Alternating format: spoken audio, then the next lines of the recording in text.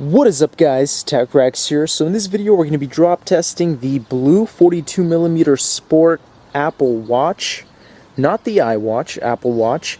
And we're just going to be, I know this is not too practical, but what happens when you're, for example, tightening this thing into your wrist and you drop it onto pavement? So it's not going to be exactly 5 feet, but it'll be a little bit less, maybe 4 feet or so approximately. And it's just going to be really random. So again, we're not going to be aiming at the screen or at the display. We're just going to be dropping it just how it goes. You know, for example, you're tightening your wrist and it drops. And we're going to be seeing what happens. And then, of course, we'll be dropping it directly, or at least attempt to, and just to see how strong the display itself is. So I think this is going to be a pretty interesting video. Without any further ado, guys, let's get going. Okay, guys, so let's just say we're putting this watch on our wrist and the bands are kind of slippery and the watch slips. What happens? So let's go ahead and find out while we get some strange text message. So let's do this. So put it. Ooh.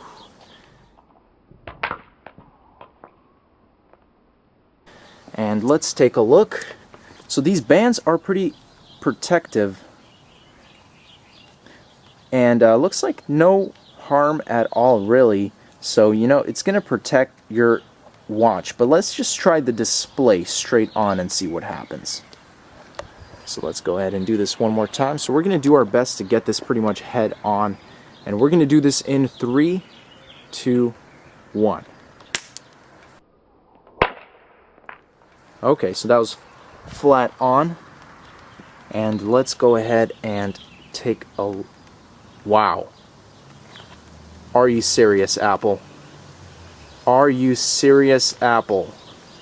That was not even that bad. That was about 3.5 feet just directly on. What kind of glasses? I thought they were saying it's like sapphire.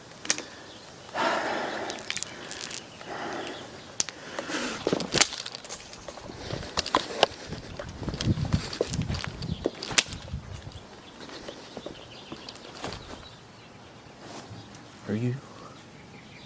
They call this durability? They call this durability?